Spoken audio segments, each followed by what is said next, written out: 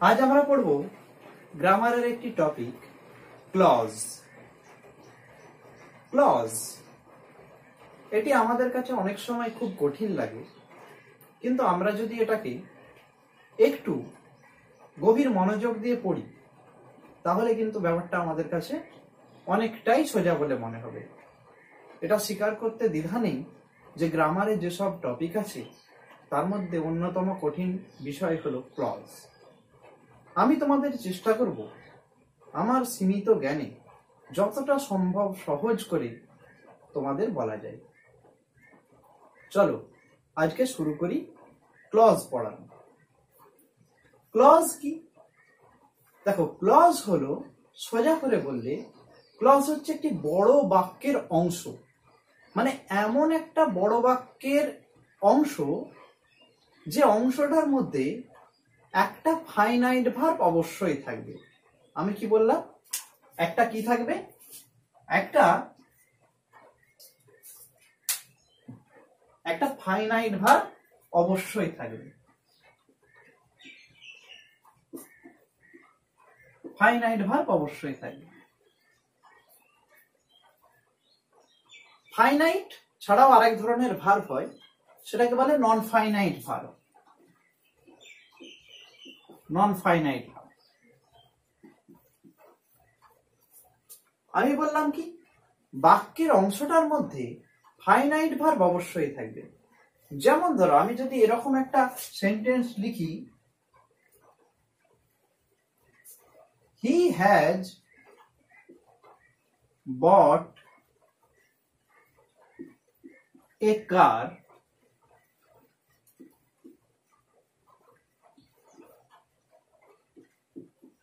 That is red. তাহলে দেখো, এখানে দুটো ভার্ব আছে। অ্যাকচুয়ালি দেখতে গেলে তিনটে ভার্ব আছে। এটা অক্সিলারিটা আমি বাদ দিচ্ছি আপাতত। এটা বাদ দিলে এখানে একটা বট ভার্ব আছে, এখানে একটা ইজ ভার্ব আছে। খেয়াল করে দেখো, এই যে একটা বড় বাক্য, তার মধ্যে দুটো অংশ আছে। কিভাবে বুঝবো?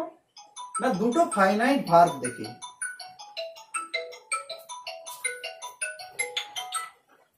কিভাবে বুঝবো? না, দুটো ফাইনাইট ভার্ব দেখে। এখানে দেখো, এখানে একটা ফাইনাইট ভার্ব আছে, এখানে একটা ফাইনাইট ভার্ব আছে। তোমরা বলতে পারো, স্যার এতক্ষণ যে ফাইনাইট ভার্ব করছেন, ফাইনাইট ভার্বটা আমরা কিভাবে চিনব?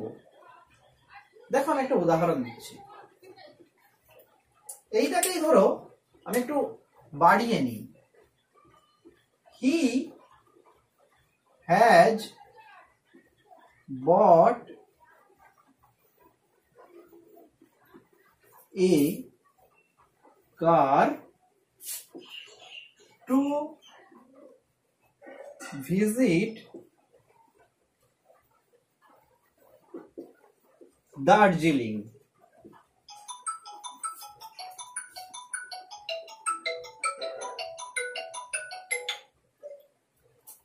That is a tourist spot. এখানে দেখো আবার কটা ফাইনাইট ভার্ব আছে, বা এখানে আগে আমরা দেখবো ভার্ব কটা আছে। অক্সিলারিটা ধরো আমি আপাতত বাদ দিলাম। এখানে একটা ভার্ব আছে, ভিজিট একটা ভার্ব, ইজ একটা ভার্ব। এবারে দেখো,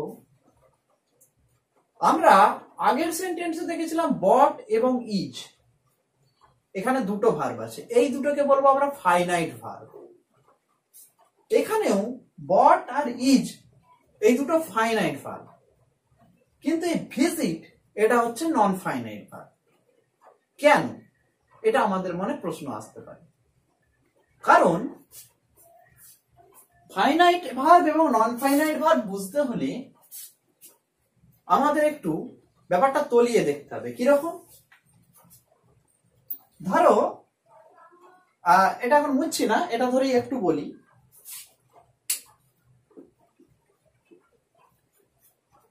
ফাইনাইট ভার্বের উদাহরণ আমি ছাত্রছাত্রীদের এইভাবে দিই, যে ধরো তোমাদের আশেপাশে দেখবে যে তোমাদের মতো অনেক ছেলে মেয়ে আছে, তোমাদের অনেক বন্ধু বান্ধব, দাদা দিদি ভাই বোন স্কুলে পড়ে, গ্রামে পাড়ায় আত্মীয় বাড়িতে শহরে যখন যেখানে যাও দেখবে প্রচুর ছেলে মেয়ে আছে। তো আমি ছেলে মেয়েদের এইভাবে উদাহরণ দিই, ধরো এই যে তোমরা যারা আমার ক্লাস শুনছো, যারা বাবা মায়ের কথা শোনো, যারা স্কুলে গেলে শিক্ষক শিক্ষিকাদের কথা শোনো, যারা পাড়ায় বা গ্রামে বয়োজ্যেষ্ঠ কোনো ব্যক্তি কিছু বললে শোনো, তারা দেখবে সময়ের সঙ্গে সঙ্গে নিজের আচরণ পরিবর্তন করেন। যেমন যেমন ধরো তোমার বাবা মা তোমাকে কিছু করতে বারণ করলো, সঙ্গে সঙ্গে তুমি সেটা করলে না, অর্থাৎ তুমি যা ছিলে তুমি নিজেকে চেঞ্জ করে নিলে। তুমি স্কুলে গেলে শিক্ষক মহাশয় কিছু বললো যে এটা কর, তুমি আবার সেটা করলে, তার মানে তুমি আবার কোনোভাবে নিজেকে চেঞ্জ করলে। গ্রামে পাড়ায় আত্মীয় বাড়িতে কোনো বয়োজ্যেষ্ঠ ব্যক্তি তোমাকে কিছু বললো যে এখানে যা বা এটা কর, তুমি আবার সেভাবে নিজেকে পরিবর্তন করে নিলে। এইভাবে যদি তুমি নিজেকে ক্রমাগত পরিবর্তন করার ক্ষমতা রাখো, তাহলে তুমি ফাইনাইট ভার্ব। ফাইনাইট ভার্ব হচ্ছে সেই ভার্ব যে ভার্ব সাবজেক্ট, তার নাম্বার এবং পার্সন অনুসারে চেঞ্জ হতে পারে। এখানে সাবজেক্ট যখন নাম্বার চেঞ্জ হয় বা পার্সনের চেঞ্জ হয়, তখন সে নিজেকে পরিবর্তন করার ক্ষমতা রাখে। আবার এখানে যদি টেন্সও চেঞ্জ হয়ে যায়, তখনও সে নিজেকে পরিবর্তন করার ক্ষমতা রাখে। তাহলে কি বললাম? সাবজেক্টের নাম্বার এবং পার্সন পরিবর্তনের সঙ্গে সঙ্গে এবং মেন ভার্বের টেন্স পরিবর্তনের সঙ্গে সঙ্গে সে নিজেকে পরিবর্তন করার ক্ষমতা রাখে। এটাকেই বলা হয় ফাইনাইট ভার্ব। বোঝা গেল? আমি বুঝিয়ে দিচ্ছি আরেকটু পরে, এখন আরেকটা শুনে নাও নন ফাইনাইট ভার্বটা। এবারে দেখো, খুব অল্প হলেও তুমি দেখতে পাবে তোমাদের আশেপাশে যেখানে হোক, দেখতে পাবে যে কিছু ছেলে মেয়ে, খুব কম সংখ্যা হলেও কিছু ছেলে মেয়ে থাকবে যারা বয়োজ্যেষ্ঠ কোনো ব্যক্তি বললেও কোনো কথা শুনবে না, তুমি বললেও কোনো কথা শুনবে না, আমি বললেও কোনো কথা শুনবে না, স্কুলেও কোনো কথা শুনবে না। অর্থাৎ সে ডেলিভারেটলি নিজের আচরণ পরিবর্তন করবে না, সে যেমনকে তেমন থাকারই চেষ্টা করবে, তাকে কেউ কোনো অবস্থাতেই পরিবর্তন করতে পারবে না। এরকম যদি তোমার পরিচিত কোনো কেউ থাকে, তাহলে বুঝতে হবে সে নন ফাইনাইট ভার্ব। আর নন ফাইনাইট ভার্ব সে সাবজেক্টের পার্সন চেঞ্জ হোক, নাম্বার চেঞ্জ হোক, টেন্স চেঞ্জ হোক ভার্বে, সে কিন্তু পরিবর্তন হবে না। বুঝা গেল? এটাকে বলবো নন ফাইনাইট ভার্ব। অর্থাৎ ফাইনাইট ভার্ব হচ্ছে যখন পার্সন, নাম্বার এবং টেন্সের পরিবর্তনের সঙ্গে সঙ্গে কোনো ভার্ব নিজেকে পরিবর্তন করার ক্ষমতা রাখে, সেটাকে বলা হয় ফাইনাইট ভার্ব। অর্থাৎ এই ভার্ব সাবজেক্ট দ্বারা নিয়ন্ত্রিত। তুমি যেমন তোমার বাবা মা শিক্ষক মহাশয়ের দ্বারা নিয়ন্ত্রিত, হচ্ছে নিয়ন্ত্রিত। কিন্তু যে ভার্ব টেন্স, পার্সন, নাম্বার যাই চেঞ্জ হোক না কেন, কোনো অবস্থাতেই চেঞ্জ হয় না, অর্থাৎ সে সাবজেক্টের দ্বারা নিয়ন্ত্রিত নয়, সেটাকে বলা হবে নন ফাইনাইট ভার্ব। এখানে খেয়াল করে দেখো, হি হ্যাজ বট, এটাই যদি পার্সন অ্যাজ হি আছে, থার্ড পার্সন, যদি তো ফার্স্ট পার্সন করে দিতাম আই হ্যাভ বট হয়ে যেত। বোঝা গেল? তো সেক্ষেত্রে দেখবে অক্সিলারিটা চেঞ্জ হতে বলতে, স্যার বটটা তো বট রয়ে গেল, এটা ঠিকই। এবার তো আমরা টেন্সের চেঞ্জ করে দিই। টেন্সের যেমন ধরো বলি হি ইজ, তখন হয়ে যাবে buying, he is buying. Present indefinite করে দাও, কি হবে? প্রেজেন্ট ইনডিফিনাইট করলে কি হবে? হি বাইজ। বুঝা গেল? এখানেও তাই দেখো, দ্যাট ইজ রেড, এটাকে পাস্টে করে দাও, দ্যাট ওয়াজ রেড হয়ে যাবে। হ্যাঁ, আবার লিখতে পারি দ্যাট হ্যাড বিন রেড। অর্থাৎ দেখো এই ভার্বটাও চেঞ্জ হওয়ার ক্ষমতা রাখে। কিন্তু খেয়াল করো এখানে একটা টু ভিজিট আছে, ইনফিনিটিভ করা আছে।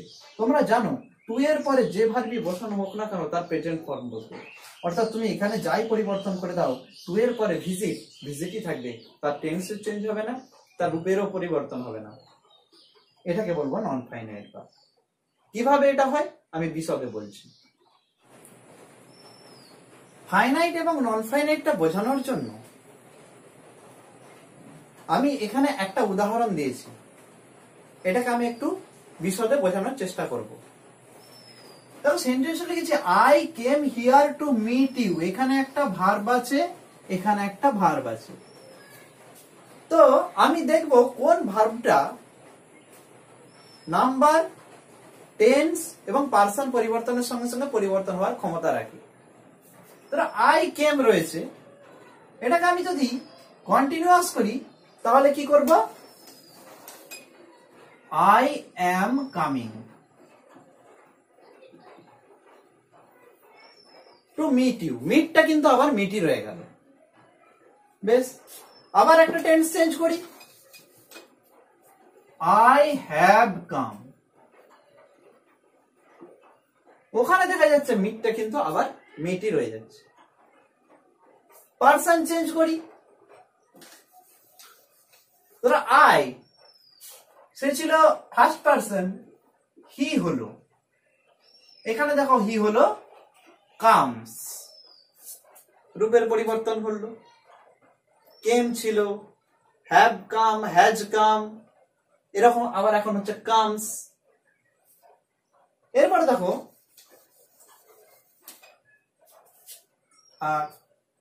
কামস লিখেছিলাম, তো আমি পার্সন চেঞ্জ করেছিলাম। এবার দেখো নাম্বার চেঞ্জ করি, হি একজন, দে, তখন দেখো আবার এসটা উঠে যাবে। অর্থাৎ তোমরা দেখো যে এখানে কিন্তু এই ভার্বটা বারবার পরিবর্তন হয়ে যাওয়ার ক্ষমতা রাখছে। আমি যেটা তোমাদের বলছিলাম যে তোমাদের বাবা মা কিছু বললে, আমরা কিছু বললে, অর্থাৎ শিক্ষক মহাশয়রা কিছু বললে, বা তোমার গ্রামের বা পাড়ার বয়স্করা কিছু বললে, তোমরা কিন্তু নিজের আচরণ পরিস্থিতি অনুযায়ী বদলে ফেলতে পারো। এই গুণটার জন্য তোমাদের বলা হবে ফাইনাইট ভার্ব। কিন্তু আমি যেটা বলছিলাম যে যদি কোনোভাবেই কেউ পরিবর্তন না হয় তাহলে সেটা হয়ে যাবে নন ফাইনাইট ভার্ব।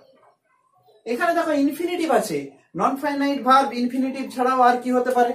ইনফিনিটিভ ছাড়াও তোমার কি বলে প্রেজেন্ট পার্টিসিপল হতে পারে, পাস্ট পার্টিসিপল হতে পারে। হ্যাঁ, যেমন ধরো এটাকেই যদি আমি একটু লিখি, দেখবে ধরো আমি লিখলাম হি কেম হিয়ার, প্রেজেন্ট পার্টিসিপল করছি, রাইডিং অন এ বাইক। এক্ষেত্রেও তোমরা দেখো যে ধরো এই কেম, এই টেন্সটাকে আমি চেঞ্জ করে দিলাম। কি করলাম? পাস্ট কন্টিনিউয়াস করলাম, হি ওয়াজ কামিং, চেঞ্জ হয়ে গেল। এখানে দেখো রাইটিং, যেটা প্রেজেন্ট পার্টিসিপল আছে সেটা কিন্তু ওটাই রয়ে গেল। আমি এখানে কি করলাম? টেন্সের সঙ্গে সঙ্গে আমি নাম্বার এবং পার্সনটাও চেঞ্জ করলাম। ধরো উই হ্যাভ কাম করলাম। তাহলে দেখো আবার এটা কি হলো না, চেঞ্জ হয়ে গেল। ওখানে কিন্তু ওটা চেঞ্জ হচ্ছে না, ওটা রাইডিং কে রাইডিং রয়ে যাচ্ছে। তার মানে দেখা যাচ্ছে কি, যে ভার্বগুলো তোমার কি বলে সাবজেক্টের প্রভাবে বা টেন্সের প্রভাবে চেঞ্জ হতে পারে না তাদেরকে বলবো নন ফাইনাইট ভার্ব, আর যেগুলো চেঞ্জ হতে পারে তাদেরকে বলবো ফাইনাইট ভার্ব। আমি কি বলছিলাম, এই যখন ক্লজ তোমরা পড়বে তখন মাথায় রাখতে হবে ক্লজ হলো বড় বাক্যের এমন একটি অংশ যার মধ্যে ফাইনাইট ভার্ব অবশ্যই একটা থাকবে। তাহলে আমরা কি ক্লজ মানে বুঝবো ফাইনাইট ভার্ব অবশ্যই থাকবে তার মধ্যে। উদাহরণ দিই, দে saw a bird that was beautiful। তাহলে দেখো, দে saw a bird that was beautiful, বাইকটা আপাতত একটু উপরে লিখছি,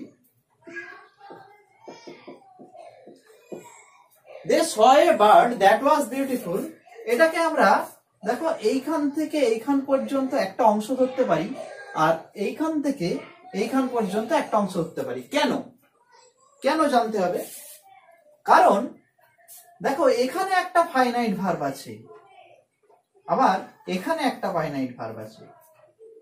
তাহলে আমরা কি বলেছি যে ক্লজ হলো একটি বড় বাক্যের এমন অংশ যার মধ্যে একটা ফাইনাইট ভার্ব অবশ্যই থাকবে। তাহলে এখানে ফাইনাইট ভার্ব আছে মানে এই অংশটাকে বলা হবে একটা ক্লজ, আবার এখানে একটা ফাইনাইট ভার্ব আছে মানে এটাকেও বলা হবে একটা ক্লজ।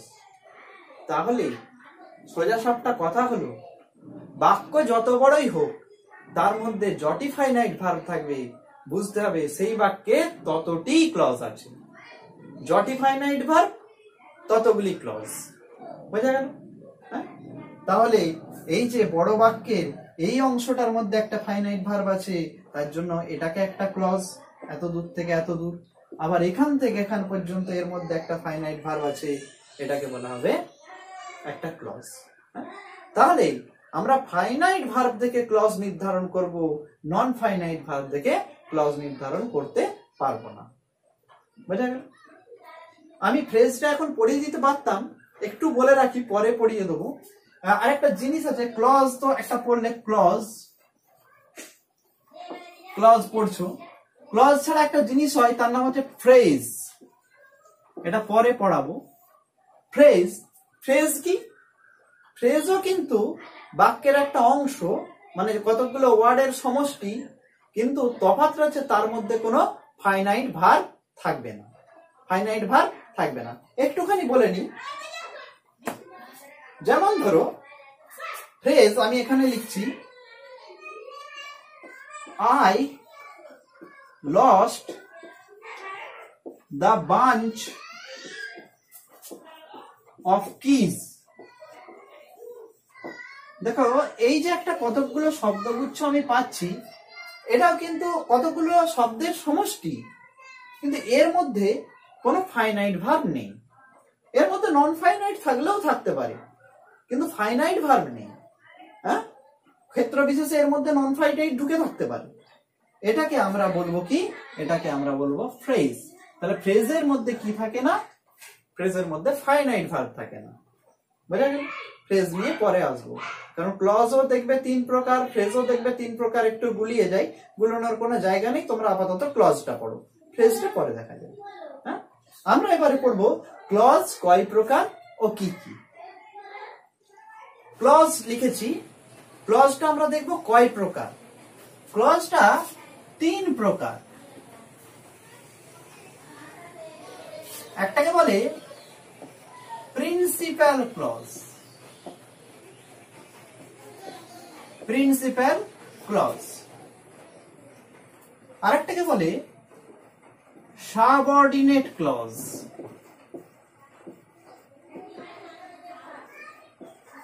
আরেকটাকে বলে কোঅর্ডিনেট ক্লজ। এই দুটোর আরেকটা করে নাম আছে, সেটা আমি উদাহরণ দেওয়ার পর বলছি কি নাম আছে। তাহলে ক্লজ কয় প্রকার? ক্লজ 3 প্রকার, principal clause, subordinate clause, coordinate clause. আমরা এই 3 প্রকারের উদাহরণ দেব। দেখো, প্রিন্সিপাল ক্লজ। প্রিন্সিপাল কথাটার মানে কি? প্রিন্সিপাল কথাটার মানে হলো প্রধান। ধরো যদি আমি এরকম বলি, we saw that Ram was going. আমরা দেখেছিলাম যে রাম যাচ্ছে, তাহলে দেখো স এখানে একটা ফাইনাইট ভার্ব পাচ্ছি, আর গোয়িং এখানে একটা ফাইনাইট ভার্ব পাচ্ছি, গোল দাগ দিচ্ছি। এবারে দেখো তাহলে এখানে আছে কি, এখানে আছে দুটো ক্লজ। কেন না, দুটো ফাইনাইট ভার্ব আমরা পেয়েছি। সেরকম ভাবে আমরা যদি উদাহরণ দিই,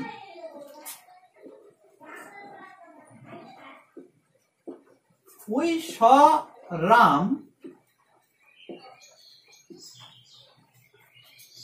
who was going ও লিখতে পারি, আমি একটু পরিবর্তন করে দিচ্ছি, who went there। এখানেও দেখো আবার এখানে একটা ফাইনাইট ভার্ব, আবার এখানে একটা ফাইনাইট ভার্ব, তার মানে এটাতেও দুটো ক্লজ আছে। হ্যাঁ, ধরো আমি এরকম লিখলাম, though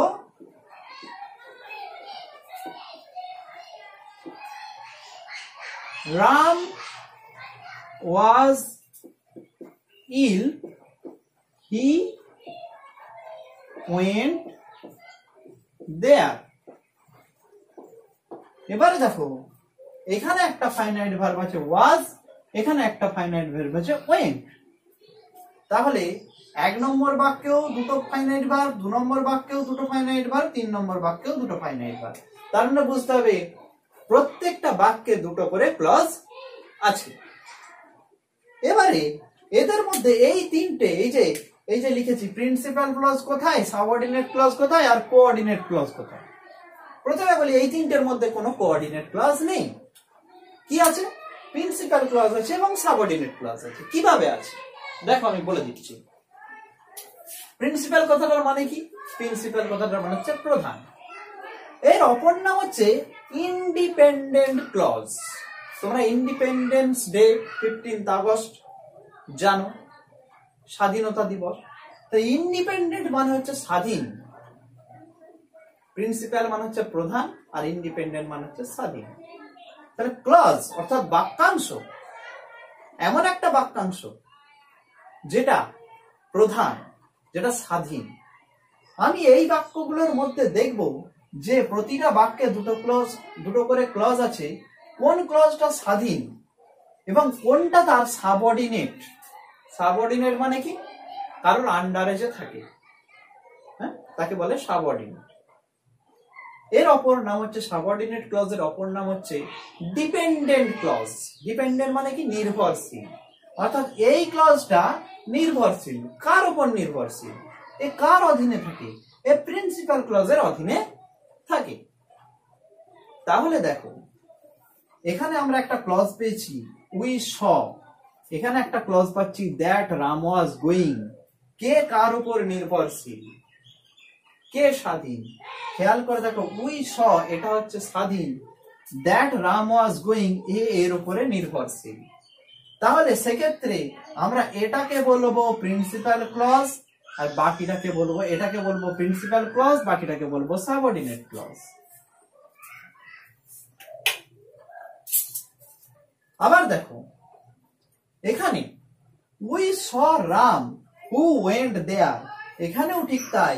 এই দুটো ক্লজের মধ্যে এই ক্লজটা দেখো প্রিন্সিপাল ক্লজ, এটা প্রধান, এটা স্বাধীন। এটা দেখো হু ওয়েন্ট দেয়ার, এর উপরে নির্ভরশীল। তার মানে এইটা হচ্ছে প্রিন্সিপাল ক্লজ, এ হচ্ছে সাবঅর্ডিনেট ক্লজ।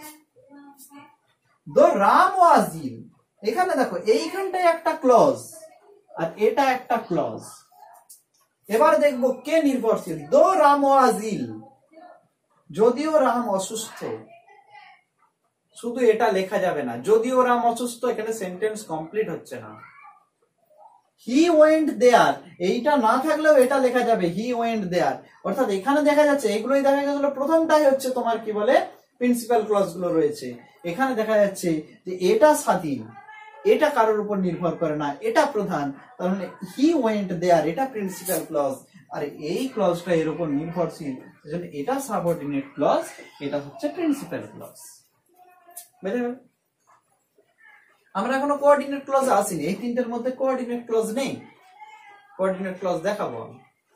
তার আগে একটা কথা বলে নেব, যে যে প্রিন্সিপাল ক্লজ এবং সাবঅর্ডিনেট ক্লজ এইগুলো দেখে আমরা তিনটে ক্লজ চিনতে পারবো। সেই তিনটে ক্লজ কি কি তোমরা অনেকেই জানো। সেই তিনটে ক্লজের নাম হচ্ছে, এখানটায় লিখছি, নাউন ক্লজ, অ্যাডজেক্টিভ ক্লজ, আর একটা হচ্ছে অ্যাডভার্বিয়াল ক্লজ। এই তিনটে ক্লজ আমরা বার করব এই প্রিন্সিপাল ক্লজ এবং সাবঅর্ডিনেট ক্লজের কম্বিনেশন দেখে।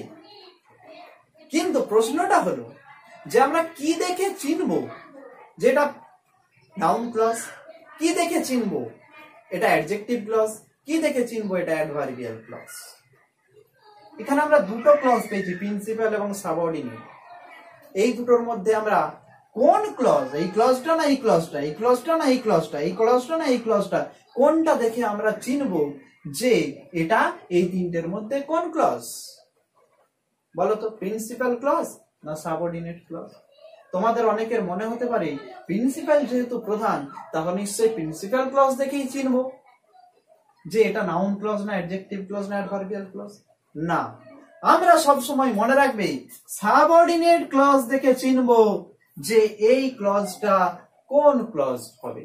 সব সময় সাবঅর্ডিনেট ক্লজ দেখে চিনবো। গাছের বলে গাছের ফল দেখে গাছ চেনা যায়, সেই রকম আমরা ফল দেখে গাছটা চিনবো। বোঝা গেল? তো তাহলে সাবঅর্ডিনেট ক্লজের গুরুত্ব কতটা বুঝতে পারছো, যে সাবঅর্ডিনেট ক্লজ কিরকম আচরণ করছে তার উপরে নির্ভর করবে এই 1 নম্বর সেন্টেন্সটা কোন ক্লজ আছে সেটা নামকরণ করা, 2 নম্বর সেন্টেন্সটা কোন ক্লজ আছে তার নামকরণ করা, 3 নম্বর সেন্টেন্সটা কোন ক্লজে আছে তার নামকরণ করা। অর্থাৎ সাবঅর্ডিনেট ক্লজ দেখে আমরা বুঝতে পারবো যে এখানে কোন ক্লজ ইউজড হয়েছে। এবারে আমরা আপাতত কোঅর্ডিনেট ক্লজটা অল্প করে বলে নেব, নিয়ে আমরা চলে যাব তোমাদের এই তিনটে ডিসকাশনে, নাউন ক্লজ, অ্যাডজেক্টিভ ক্লজ এবং অ্যাডভার্বিয়াল ক্লজ। কোঅর্ডিনেট ক্লজটা কি জিনিস? কোঅর্ডিনেট ক্লজটা আর কিছুই না, কোঅর্ডিনেশন মানে পরস্পর সামঞ্জস্য রেখে বসা। অর্থাৎ এমন একটা কনজাংশন দিয়ে দুটো ক্লজ যুক্ত হবে যে কেউ কারোর উপরে নির্ভরশীল হবে না। দুটো স্বাধীন ক্লজ পরস্পর যুক্ত থাকবে কোনো কনজাংশন দ্বারা। হ্যাঁ, দুটো ক্লজকেই পৃথকভাবে আলাদা আলাদা সেন্টেন্সে স্প্লিট করা যাবে। যেমন ধরো, এখানে ধরো আমি একটা লিখছি, ধরো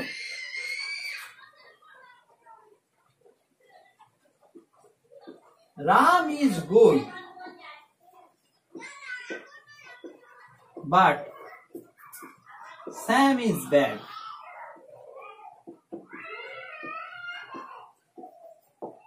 তাহলে দেখো, এই ইজ এটা একটা ফাইনাইট ভার্ব, এখানেও রাম ইজ একটা ফাইনাইট ভার্ব। কিন্তু দেখো এখানে দুটো ক্লজ তৈরি হলেও এরা কিন্তু পরস্পরের উপর কেউ কারোর উপর নির্ভরশীল নয়। একটা কি বলে কনজাংশন দ্বারা এরা যুক্ত আছে, এরা কিন্তু ইন্ডিপেন্ডেন্ট। এরা যে পরস্পর সামঞ্জস্য রেখে বসে, এদেরকে বলা হবে কোঅর্ডিনেট ক্লজ। যেমন ধরো যদি বলি